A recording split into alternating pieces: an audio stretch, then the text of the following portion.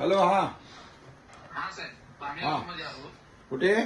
पाणेगाव घनसावंगी तालुक्यात. अच्छा, घनसावंगी. 90% लोकांना शिफ्ट केलं काम जाते.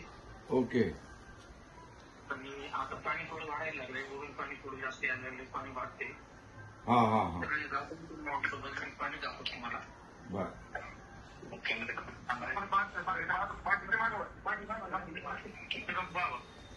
हो, पाणी आलंय. पाणी हो हो हो. पाणी आलंय. गोलकांच्या घरात पाणी गेलंय. हो, घरात पाणी गेलंय. हो हो. जवळपास 90% लोक शिफ्ट केले. बर बर. घनसावंगी आणि अंबड तालुक्या मतदारसंघामध्ये 10,000 लोकांना आम्ही शिफ्ट केलं. हा.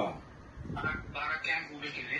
ओके. जेवणाची वगैरे सगळी व्यवस्था आम्ही करतो. त्यांना जेवणाची व्यवस्था, त्यांना आता काही कपडे लत्ते अंगावर पांघरून वगैरे सगळं करा.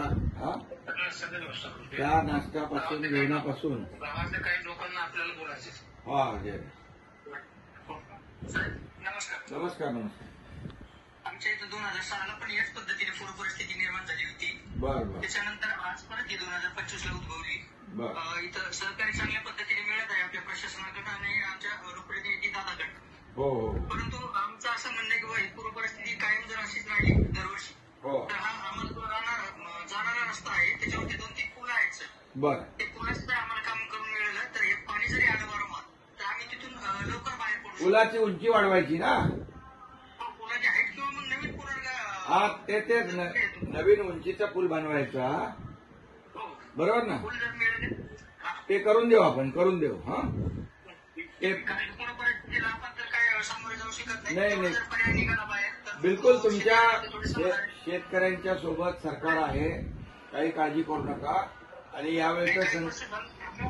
यावेळेचं संकट मोठं आहे आणि त्यामुळे या संकटामध्ये आमदार आपले हिकमत उडान तर तुमच्या सोबत आहेत, दिवस रात्र कार्यकर्ते आहेत, सगळे आहेत.